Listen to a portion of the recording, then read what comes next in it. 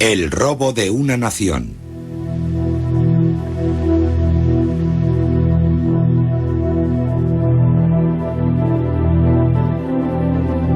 Esto es Diego García, la isla principal del archipiélago de Chagos, en el Océano Índico. Era un prodigio de paz y belleza natural. Un paraíso. Hoy día es una de las mayores bases militares estadounidenses. Hay en ella más de 2000 soldados, 2 pistas de aterrizaje, 30 buques de guerra y una estación de espionaje vía satélite. Los bombarderos B-1 y B-52 extendieron su radio de acción desde la base británica de Diego García, en el Océano Índico. Desde aquí, Estados Unidos atacó Afganistán e Irak.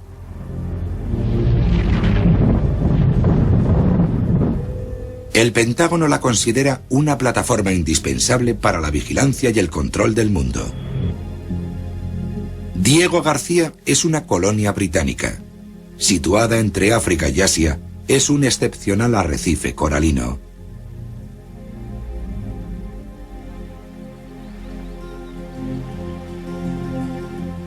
Esta filmación, una rareza, fue efectuada por unos misioneros antes de la llegada de los americanos en la década de los 60. En las Islas Chagos vivían unas 2000 personas, gente amable proveniente de África e India, cuyas comunidades databan del siglo XVIII. Había prósperas aldeas con escuela, hospital, cárcel, iglesia, ferrocarril y, sobre todo, un modo de vida apacible y tranquilo. Mi bisabuela nació en Diego García y mi abuela y mi madre nacieron allí. Yo también nací allí. Tuve 6 hijos en Diego. Había personas mayores que mi abuela que tuvieron a sus hijos allí. ¿Cuáles son mis recuerdos más entrañables de Diego García? Que podíamos comer y beber de todo, que nunca nos faltó de nada. Y nunca comprábamos nada, solo la ropa que vestíamos.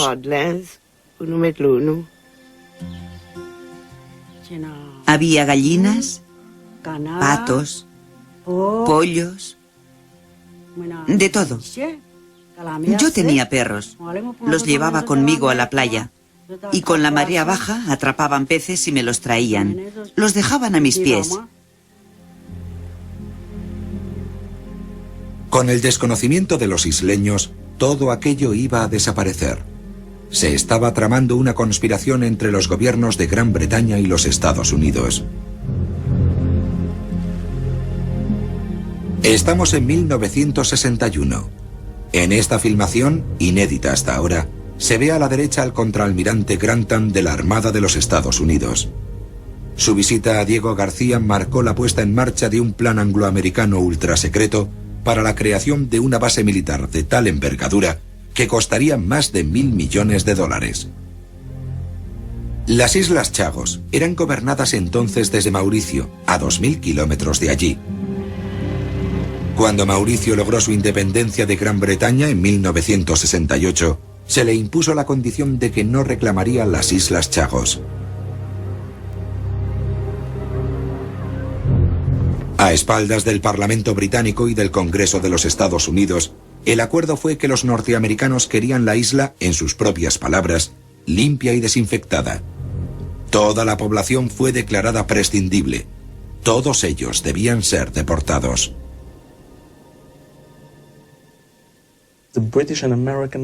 Las autoridades británicas y norteamericanas aplicaron una política destinada a privar a la comunidad de Chagos de los suministros básicos. Nada de leche, ni lácteos, ni aceite, ni azúcar, ni sal, ni siquiera medicamentos, ningún producto de uso habitual. El objeto de esta política era aterrorizar a la población para que se fuesen. Se les dijo incluso que las islas podían ser bombardeadas. En la primavera de 1971, Sir Bruce Greatbatch, caballero de la Orden Real Victoriana, caballero de la Orden de St. Michael y St. George, miembro de la Orden del Imperio Británico y gobernador de las Seychelles, dio la orden de que todos los perros de Diego García debían ser sacrificados. Eran mascotas muy queridas, y el horror de su matanza fue para los isleños una advertencia. Casi 1 millar de animales fueron agrupados y ahogados con los gases de los tubos de escape de vehículos militares norteamericanos. Los niños amaban a sus perros, y cuando se los llevaron ante ellos, gritaron y lloraron. El vínculo con una mascota es el mismo, sea uno chagosiano o británico. Quedaron completamente desolados por el destino dictado para sus perros. Muchos me contaron que se les dijo sin rodeos que, de poner cualquier objeción al despoblamiento, correrían la misma suerte.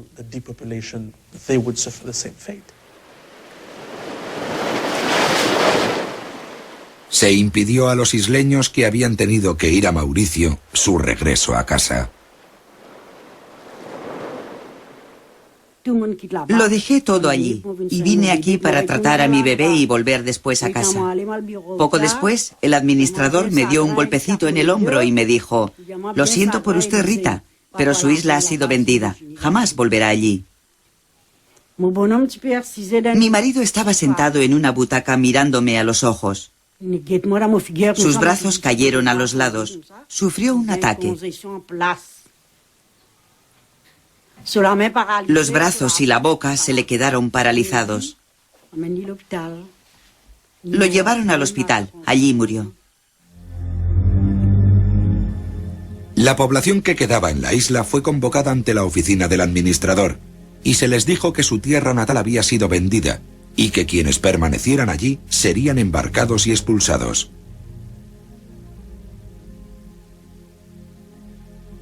En esta fotografía la gente está de pie, en silencio, aturdida.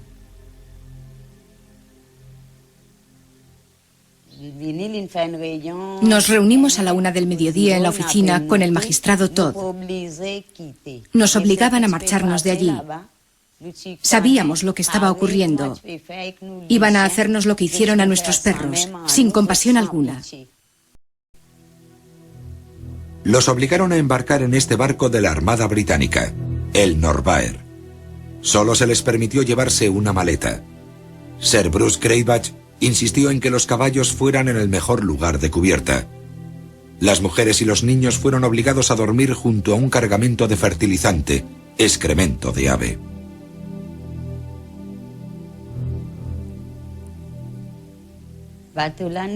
Daba igual cuántos niños tuvieras. En el barco te daban solo un colchón. Todos nosotros, los chagosianos amontonados, hombres, mujeres y niños. En el Norvair los animales éramos nosotros. El barco atracó en las Seychelles, donde como un rebaño fueron desembarcados. Este es un herrumbroso monumento a su agonía.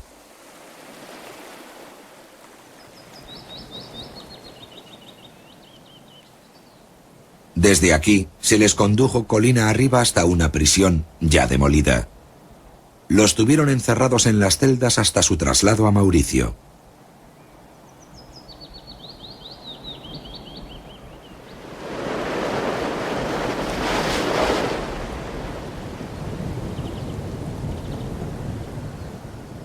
Esto es Port Louis, capital de Mauricio. Aquí los abandonaron, en los muelles, desconcertados y aterrorizados. Algunos de ellos se quedaron en los muelles esperando al barco que los llevaría de vuelta a casa. Pero nunca hubo ningún barco que los llevara de vuelta a casa. Fueron alojados en este grupo de viviendas que entonces estaban semiderruidas y ocupadas por animales.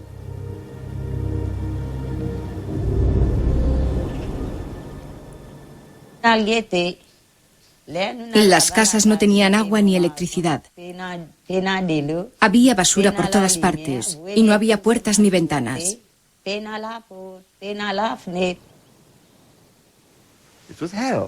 Fui a verlos y aquello era un infierno, literalmente.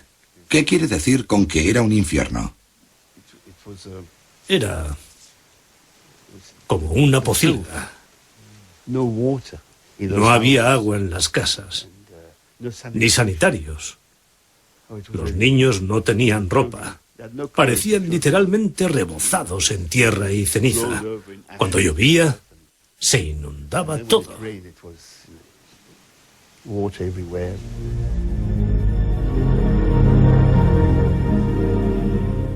Comenzaron las muertes de isleños. No solo por la pobreza, también, como ellos dicen, de tristeza. Lisette, que ahora supera los 60, perdió a 2 hijos. Los niños murieron de tristeza. Cuando recibí la noticia le estaba dando el pecho a mi hijo. Pensé que mamaba la leche de la tristeza. Mi otro hijo tenía 8 años. Por lo que nos oía, sabía lo que estaba ocurriendo. Sabía que tenía que abandonar su país. Aquello lo entristeció, y los médicos no pueden curar la tristeza. Ellos vivían cantando. Aquí vivieron llorando, y aún hoy siguen llorando. Y hubo, como usted ha mencionado, muchos casos de suicidio. Incluso muchos niños murieron en el hospital por falta de cuidados. Conozco el caso de una mujer que perdió a 2 hijos en 2 o 3 meses. Y ni siquiera pudo darles un funeral, porque carecía de medios. El Estado costeó el entierro. Del hospital fueron llevados directamente al cementerio. Imagínese el trauma. Qué experiencia para una mujer. Y esta mujer sigue llorando, clamando por volver a casa.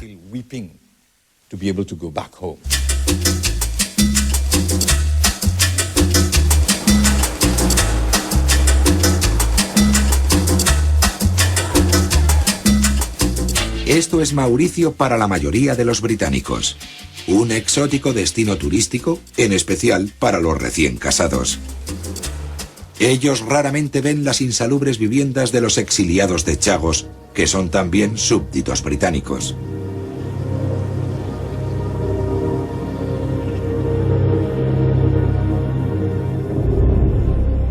En esta grabación efectuada en 1982, vemos a una familia de isleños de Chagos exiliados en Mauricio.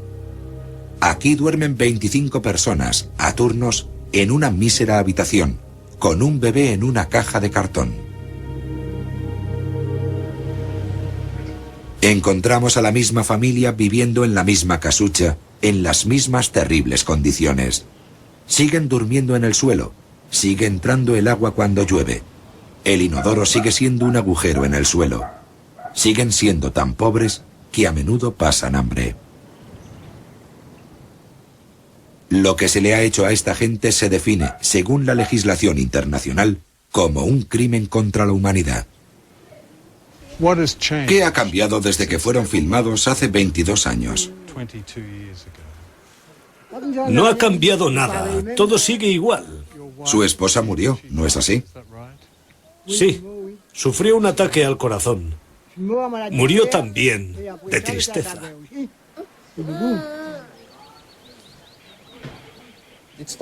No es nostalgia, es algo más. Es echar en falta hasta el aire que respiras. Echan en falta el entorno al que estaban habituados. Echan en falta su casa, sus gatos, sus perros, a los animales de compañía con los que ellos acabaron. Este es Olivier Van Kull, líder de los isleños de Chagos en el exilio. Siendo un niño, le prometió a su madre, Rita, que encabezaría la lucha de su pueblo por la justicia. Olivier conoce muy bien su sufrimiento. Usted ha perdido a una hermana y a 4 hermanos. A 4 hermanos, sí. Cuénteme lo que les ocurrió. Uno de mis hermanos murió por drogas duras. Otros 2 murieron por el alcohol. Mi hermana murió quemándose. Estaba hundida, hastiada de la vida. ¿Se suicidó? Sí, se suicidó. En 1982, los isleños de Chagos, desesperados, se manifestaron por las calles de Mauricio. Aquello puso en evidencia al gobierno británico, que otorgó una irrisoria compensación que no alcanzaba los 4.500 euros por persona. No les llegó ni para pagar sus deudas, y muchos creyeron que la percepción de este dinero era un engaño para que firmaran su renuncia al derecho de volver a su tierra. Para cobrar el dinero teníamos que firmar con la huella de nuestro pulgar. Quienes sabían firmar lo hacían, y quienes no sabían ponían su huella dactilar. Lo añadieron al pie de la página. Yo nunca renuncié a mis derechos. Mientras viva, ni mis hijos ni yo renunciaremos jamás a nuestros derechos. Si me hubieran dicho que firmaba para entregar mi isla, nunca habría cogido aquel dinero. Habría seguido con mi vida. Jamás habría renunciado a mis derechos. Fue totalmente indecoroso, antiético, dictatorial. Hacer que los chagosianos pusieran su huella dactilar en un confuso documento legal inglés, por el que los isleños, que ni hablaban ni leían en inglés, y mucho menos en un inglés jurídico, renunciaban a todos sus derechos básicos como personas. Renunciar a sus derechos era precisamente lo que el gobierno británico quería que hicieran. Así podían de una vez por todas olvidarse de ellos. Aquel mismo año, el gobierno británico gastó 2 billones de libras en defender los derechos de los habitantes de las Islas Malvinas, de raza blanca. Mi pueblo, como diría la reina en su discurso navideño. Tenemos por un lado 2.000 habitantes de las Malvinas y por otro, otros 2.000 habitantes de Chagos. A unos se les echa sin contemplaciones y a los otros se les dice, acudimos al rescate. Por favor, si todos son ingleses, todos son británicos. Es cierto, no hay ninguna diferencia. ¿Dónde está su sentido de la justicia? ¿Dónde está su sentido del juego limpio? Desde un pequeño local del barrio más pobre de Port Louis, en Mauricio, Olivier Bancoul, electricista, ha llevado esta lucha por todo el mundo. Aquí está con Nelson Mandela. Sí, ahí estoy con Nelson Mandela. Un ejemplo de luchador por los derechos humanos. Equiparamos nuestra lucha a la que Nelson Mandela llevó adelante. En la década de los 90, la lucha de los isleños dio un giro radical con el hallazgo de estos documentos en el Registro Público de Londres. Era la prueba que él y su gente estaban buscando. Estos archivos oficiales secretos, tanto tiempo olvidados, desvelan la conspiración en toda su dimensión y el cinismo con que se llevó a cabo.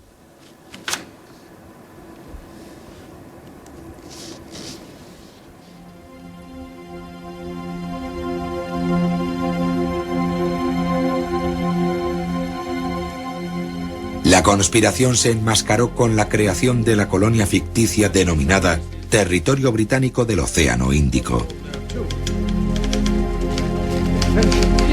El único propósito a la hora de crear esta colonia fue echar de allí a la gente.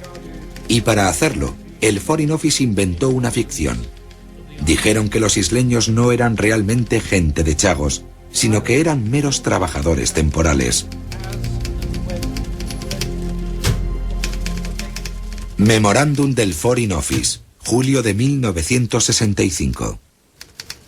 Personas nacidas en las islas y en algunos casos sus padres nacidos allí también. Nuestra intención es, sin embargo, que ninguno de ellos sea considerado habitante permanente de las islas.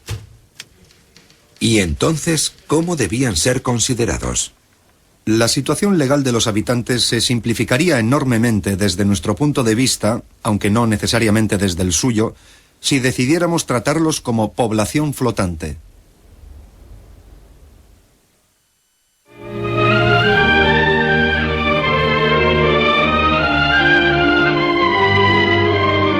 Esta filmación del gobierno británico, efectuada en 1957, revela esta duplicidad. El Foreign Office sabía evidentemente que la gente de Chagos era cualquier cosa menos trabajadores temporales. De un total de más de 100 islas, solo media docena están habitadas permanentemente, en parte por gente de Mauricio y las Seychelles, pero principalmente por hombres y mujeres nacidos y criados en estos fragmentos de tierra. Esta película narra la historia de sus vidas.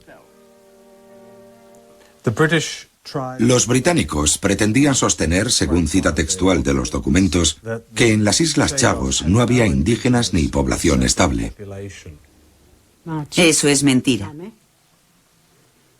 Mi padre nació allí, mi abuelo nació allí, mi abuela nació allí y mi madre también. Ellos mienten. Toda nuestra generación nació allí. En Londres, algunos altos funcionarios empezaron a temer ser descubiertos. Memorándum del Foreign Office, noviembre de 1965. Existe una población civil. En la práctica, sin embargo, recomiendo una política de discreta ignorancia. En otras palabras, olvidemos esto antes de que la ONU nos llame la atención sobre ello.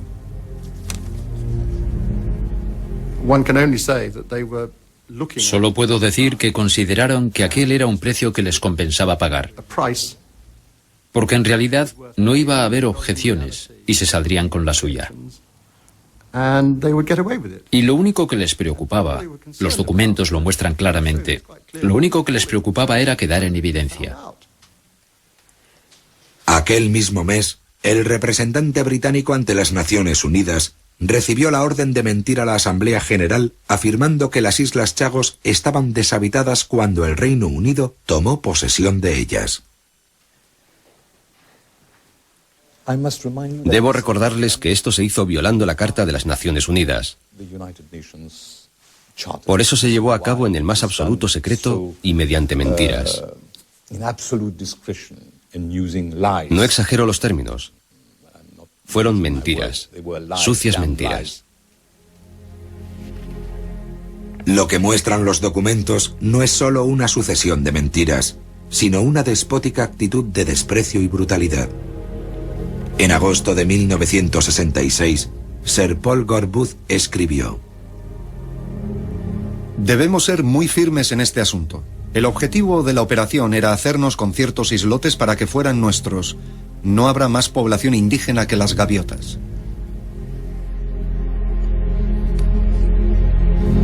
A pie de página hay una nota manuscrita de Dennis Greenhill, posteriormente barón Greenhill de Harrow. Desafortunadamente, además de aves, hay unos cuantos tarzanes o viernes de oscuro origen. Esperamos que sean trasladados a Mauricio con prontitud.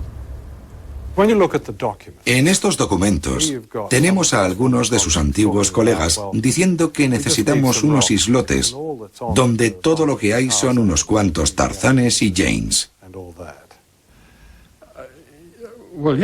Sí, conozco a la persona a la que se refiere. Al instante me he dado cuenta de a quién se refiere. Siento un gran respeto por él. Falleció. Y estoy seguro de que si hubiera sospechado que unos comentarios como estos, hechos de pasada, pudieran llegar a hacerse públicos, nunca los habría escrito. Porque no creo que fuera de esa clase de personas, sinceramente. La gente pone apresuradamente en papeles oficiales cosas que no piensa realmente.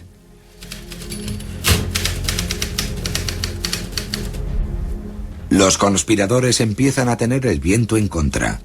Un alto funcionario escribió: Esto es verdaderamente insatisfactorio. Proponemos declarar a más de 240 isleños, de forma más o menos fraudulenta, como pertenecientes a otro lugar.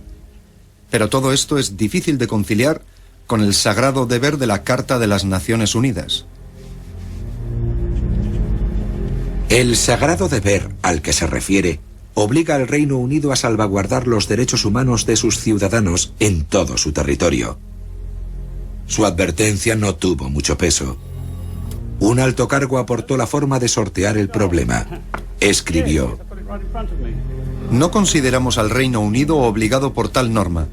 A este respecto, podemos adaptar la normativa a medida que avancemos y tratar a los habitantes del territorio del Índico como no pertenecientes a él en ningún sentido.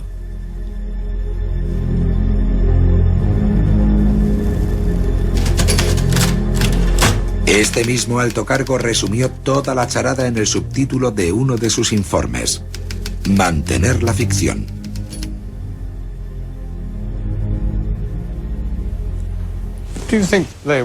¿Cree que eran conscientes de lo que le estaban haciendo a la gente? Del trauma que iban a provocar en los chagosianos. ¿Que si a esa gente de la oficina colonial realmente les importaba algo? Por favor, no. Bueno, sí, mantener su nivel de vida, su pichón para el almuerzo. Eran solo unos nativos. Nativos, sí, por desgracia. La maniobra llegó hasta lo más alto del gobierno. El 25 de julio de 1968, el secretario de Exteriores, Michael Stewart, hizo llegar al primer ministro un acta secreta. En aquel documento, Stewart reconoce ser plenamente consciente de que Diego García tiene una población indígena que se remonta al menos a 2 generaciones. Propone que el gobierno mienta al mundo diciendo que no hay población indígena.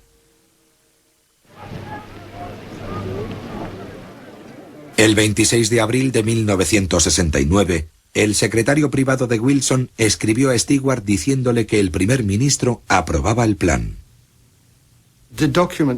Los documentos demuestran que se decidió al más alto nivel por el primer ministro, concretamente por Harold Wilson. Sabía perfectamente que allí había una población autóctona y que iba a ser desplazada. El problema es que esta política se hizo sin ningún miramiento. No se siguieron cauces democráticos. Nadie hizo preguntas. Nadie estuvo allí para defender los derechos de los isleños. Sencillamente no existían como factor político a tener en consideración. Dennis Healy fue secretario de Defensa durante aquel gobierno. Cuando le solicitamos una entrevista, el señor Healy nos respondió: lo siento, me temo que no recuerdo nada del archipiélago de Chagos. ¿Qué opina de la carta de Lord Healy, según la cual no recuerda nada del archipiélago de Chagos? Cuentos chinos. Así de claro. Es un hombre inteligente y perspicaz.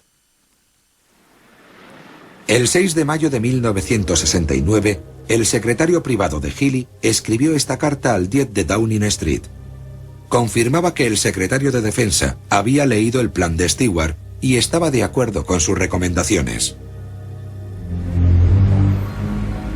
En Washington tenía lugar una conspiración paralela también bajo alto secreto. El objetivo era mantener la expulsión de los isleños al margen del Congreso. Así, el pago por el arrendamiento de las islas se camufló como un descuento de $14 millones en la venta de un misil nuclear Polaris a la Royal Navy. ¿En algún momento la gente que detenta el poder piensa en las consecuencias de la imposición de ese poder? Porque las consecuencias para la población de Diego García fueron desastrosas.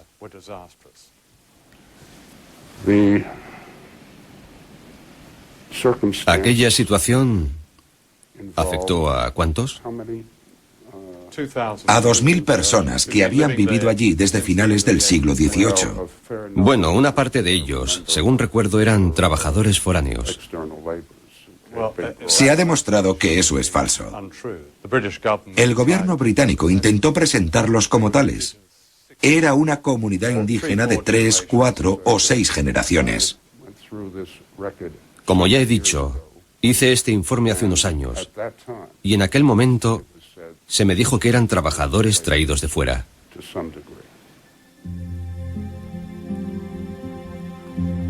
Hemos hallado en los archivos nacionales de Washington esta carta del embajador de los Estados Unidos en Mauricio. A 1 de febrero de 1972, del embajador Brewer a Washington. Es por supuesto absurdo insinuar que Diego García no tenía una población estable.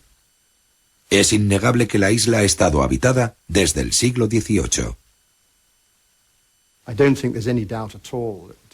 No creo que haya duda de que todos los norteamericanos que visitaron las islas para comprobar si la zona era apta para la base, vieron que había una civilización viva en la isla. No pudieron pasarles desapercibidas las comunidades humanas allí asentadas con las que se encontraron. Por lo tanto, cuando Schlesinger dice que no lo sabían, no dice la verdad. No, amnesia, en el mejor de los casos. Lo único que se puede decir es que no es verdad. Lo sabían. Y además trabajaron juntos en el modo de deshacerse de esta gente, en cómo urdir la mentira de que eran simples trabajadores desplazados, cuando muchos de ellos, sus padres, sus abuelos, incluso bisabuelos, estaban en el cementerio de Diego García.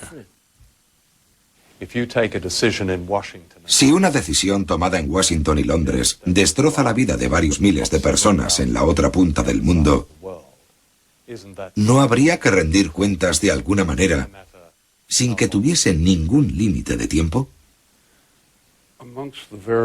Entre las muchas actividades de los gobiernos británico y estadounidense durante el siglo XX, por no hablar del XIX, aquello era un problema relativamente menor.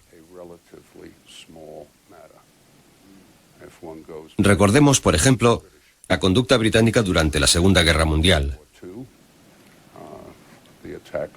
El bombardeo de Dresde, el ataque a la flota francesa. Todo bajo el mando de Winston Churchill, a quien tanto admiro. Y en esa línea, este es un problema muy pequeño. No veo otra razón para sacarlo a la luz ahora más que la búsqueda de cierta notoriedad. Bueno, desde su punto de vista, y no estamos hablando de los nazis, le repito, desde el punto de vista de los isleños de Chagos, lo único que buscan es justicia. ¿Y qué le motiva a usted? Si me permite preguntarlo, solo la búsqueda de justicia. Sí, así es. ¿No le parecen oportunas estas preguntas sobre las consecuencias de la imposición de una gran potencia sobre gente corriente?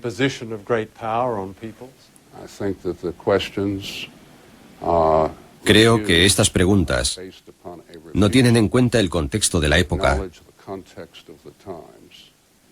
las posturas políticas de la época, y están hechas con la intención, 35 o 40 años después de ocurridos los hechos, de volver atrás y criticar lo ocurrido, cuando tiene ya muy poca relevancia. ¿Poca relevancia? A la Corte Suprema de Londres le pareció extremadamente relevante. En noviembre de 2000 dio la razón al pueblo de Chagos y reprendió y avergonzó al gobierno británico. El tribunal falló que la expulsión de los isleños fue ilegal. Tras más de 30 años, habían ganado y volverían por fin a su casa.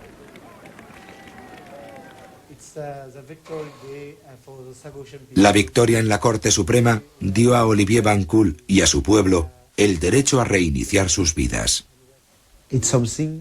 Es algo que nunca olvidaré.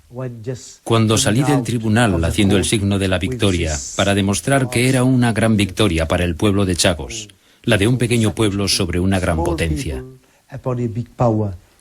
Después del primer juicio estábamos eufóricos. Pensábamos que los británicos también tenían sentimientos. Cuando vencimos me sentí aliviada porque pensaba que por fin regresaría a mi tierra y que volvería al cementerio donde están mis antepasados. Pensé que volvería a ver las preciosas playas y el hermoso mar donde nacimos. Sin embargo, el Foreign Office tenía otros planes. A las pocas horas del fallo de la Corte Suprema, anunció que el gobierno no permitiría a los isleños volver a Diego García, la isla principal, de la que la mayoría de ellos provenía. Robin Cook me dijo que habría sido políticamente imposible permitir a los chagosianos volver a Diego García, ya que tenían un acuerdo con los Estados Unidos. Bueno, ante todo hay que puntualizar que es un territorio de soberanía británica. Los británicos tienen un deber para con sus propios ciudadanos, tienen la potestad legal de decirles a los norteamericanos cuál es la política y cuáles las leyes migratorias que se van a aplicar en las islas. Pero en cambio hemos firmado una serie de papeles con los norteamericanos y ahora consideramos nuestro compromiso con ellos como lo más primordial. No es lógico. Y para retener a los pobladores del resto de las Islas Chagos, el Foreign Office recurrió a un denominado estudio de viabilidad, que investigaría si la gente podría sobrevivir en este idílico lugar donde habían vivido durante 6 generaciones. En este estudio no se consultó a un solo habitante de las Islas Chagos. Tras la victoria en la Corte Suprema, el gobierno prometió a los isleños que al menos podrían visitar las tumbas de sus familiares. Se fletaron embarcaciones aquí, en Port Louis, pero nunca zarparon. La baronesa Amos, presidenta de la Cámara de los Lores, explica por qué nunca zarparon. Fletamos un barco. Por desgracia, la nave no pudo hacer el viaje. Organizaríamos encantados otra de estas visitas, pero no podría incluir Diego García debido a la reticencia del gobierno de los Estados Unidos. El presidente de Mauricio, Casanutín, le tomó la palabra. Le dije a la baronesa, ¿los británicos no tienen ninguna objeción? Dijo no, los británicos ninguna. Le pregunté, ¿me permite que plantee este asunto al presidente Bush? Respondió, por supuesto. Y es lo que hice. Escribí al presidente Bush. Cuando llegó la respuesta decía, siento decirle que nosotros no tratamos con el gobierno de Mauricio. Nuestro acuerdo es con el gobierno británico, y el gobierno británico no aprueba este viaje. Estaba muy claro. Los británicos no aprueban la visita, y nosotros secundamos a los británicos. Han estado jugando al ping-pong con los chagosianos. Cuando vamos a Londres nos dicen que es un problema norteamericano. Cuando vamos a Washington nos dicen que es un problema de Londres. Han llegado a un acuerdo entre ellos para manejar este problema como una pelota de ping-pong. Y es terrible, porque para cuando termine la partida de ping-pong ya no quedarán chagosianos. En junio de 2004, al gobierno de Blair se le agotaban las excusas. Pero aún guardaba otro as en la manga. ¿Han oído hablar de algo llamado Orden del Consejo Privado? Es un real decreto basado en unos arcaicos poderes, desconocidos para la mayoría de nosotros, que aún ostenta la reina. Es un arreglo de conveniencia. La reina rubrica lo que en muchos casos los políticos saben que no podrían sacar adelante democráticamente. El 5 de noviembre de 1965, el gobierno de Harold Wilson dictó un decreto de este tipo. Su objetivo era expulsar en secreto a los habitantes de las Islas Chagos, todos ellos leales súbditos de la reina. En junio de 2004, el gobierno Blair se valió de los mismos poderes para prohibir, esquivando al Parlamento y a la Corte Suprema, que los isleños volvieran a Chagos. Los dictadores hacen lo mismo, pero sin tan pintoresco ritual. El pintoresco ritual tiene lugar aquí, en Buckingham Palace. El gran público no lo ve. Al Parlamento simplemente se le comunica. Las órdenes del Consejo Privado se aprueban sin debate alguno, solo se lee su título. No se justifica, no se explica su contenido.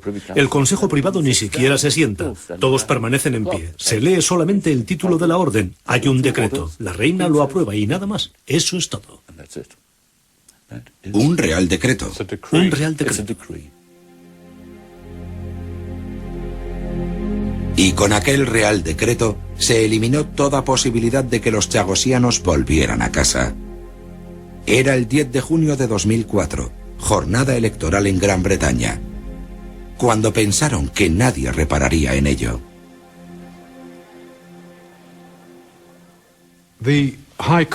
La Corte Suprema ha fallado que la expulsión de los chagosianos fue ilegal. La Comisión de Derechos Humanos de las Naciones Unidas ha instado a su gobierno a que los devuelva a su tierra natal.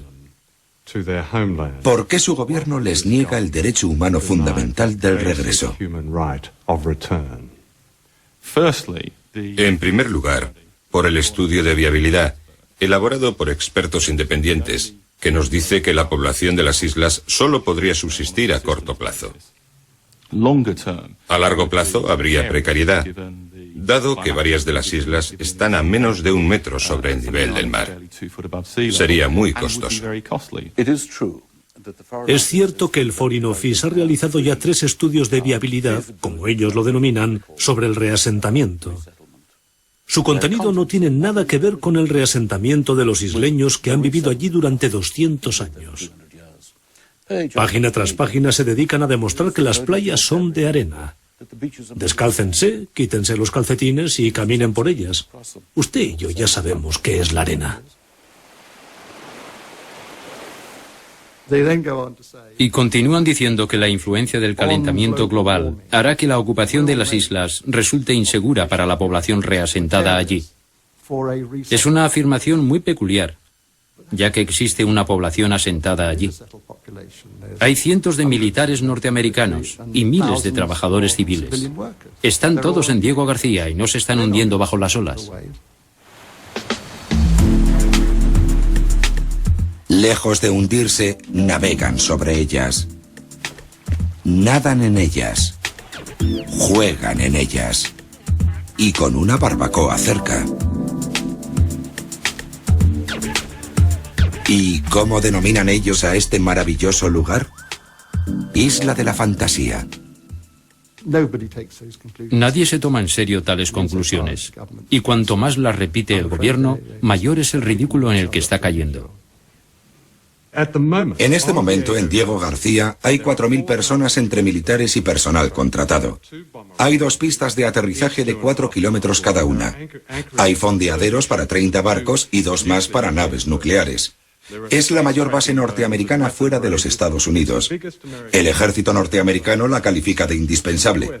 Las condiciones de vida de excepcionales. Las instalaciones recreativas de fantásticas. Y los Estados Unidos quieren prolongar su permanencia más allá de 2016. ¿Y nos piden que creamos que estas islas están deshabitadas o que se están hundiendo? No, por supuesto que no. Son habitables, pero con un costo. En las Naciones Unidas existe preocupación por las condiciones climáticas a largo plazo respecto a Diego García. Exactamente la misma preocupación reflejada en nuestro estudio independiente. El estudio independiente dice también que no hay agua potable. Hay una preocupación justificada en cuanto al nivel del mar y al riesgo de inundación en las islas exteriores. Construir una infraestructura realmente habitable supondría un gasto enorme. Una de las cuestiones fundamentales fue el suministro de agua potable y se dijeron, ¡oh, Dios mío, no podemos garantizarlo! Estas islas, como publiqué en 1971, son respectivamente la 3ª y la 5ª más húmedas del mundo. La isla de Peros, con una pluviosidad de 4 metros cúbicos anuales, y la isla Salomón, con 3,5. Cuando llueve, el nivel freático asciende tanto que el agua permanece en la superficie durante días. Entonces, ¿para qué los estudios de viabilidad? Son inútiles. Una pérdida de tiempo. Este es el edificio de la embajada en Mauricio, residencia de Mr. David Snoshall, alto comisionado británico. Tiene pista de tenis, espléndidos jardines, cercado de seguridad, piscina y un Jaguar. Todo pagado por los contribuyentes británicos. A tan solo unos minutos de allí, estos son con diferencia los ciudadanos británicos menos dignos del dinero del contribuyente.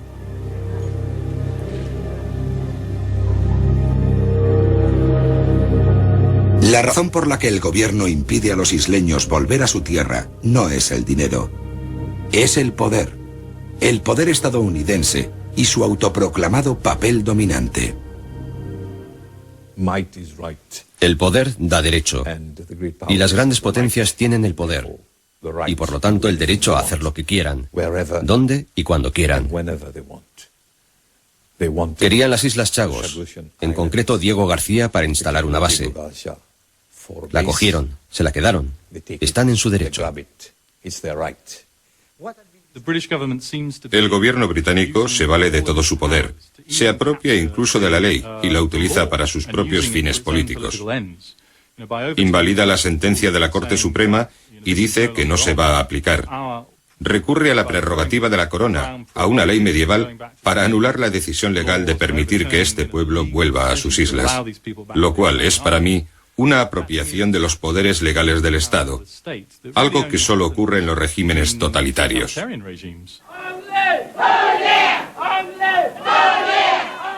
La lucha y la dignidad de los isleños de Chagos se ponen aquí de manifiesto, encarnadas por unas ancianas que claman en la calle por sus derechos humanos fundamentales.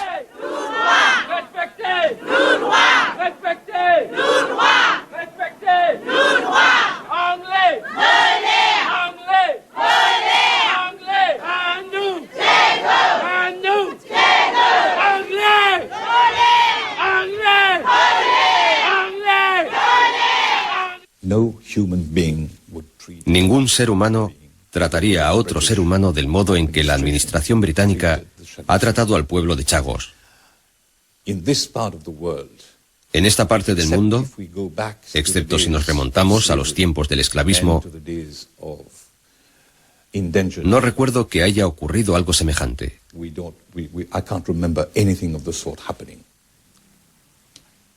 Cristo bendito. Cuán bajo se puede caer, cuán intelectualmente deshonesto, cuán moralmente artero se puede llegar a ser. Llevo toda mi vida, y son ya 40 años con esto, y siento rabia. Estoy asqueado. Y sigue, y sigue. Conservadores, laboristas.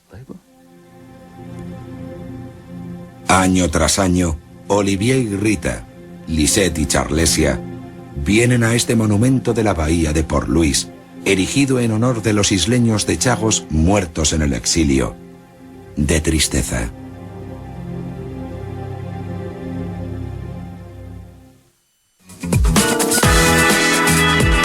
La expulsión secreta de los isleños de Chagos fue ilícita. Ese fue el fallo del Tribunal Superior de Justicia británico. Pero los distintos gobiernos se han negado a cumplir la sentencia. Las Naciones Unidas conocen las condiciones de exclusión, pobreza y abandono en el que viven la mayoría de los expulsados. También le consta que el Estado de Mauricio exige la devolución del archipiélago de las Chagos. De esta forma, los nativos volverían a recuperar su casa. Pero la base militar de Estados Unidos en este territorio británico de ultramar tiene un contrato de arrendamiento que vence en 2016. Todavía falta una década para que Diego García deje de acumular todas las injusticias del colonialismo, humillaciones masivas, tratos despiadados, genocidio cultural y destrozo ecológico de sus islas.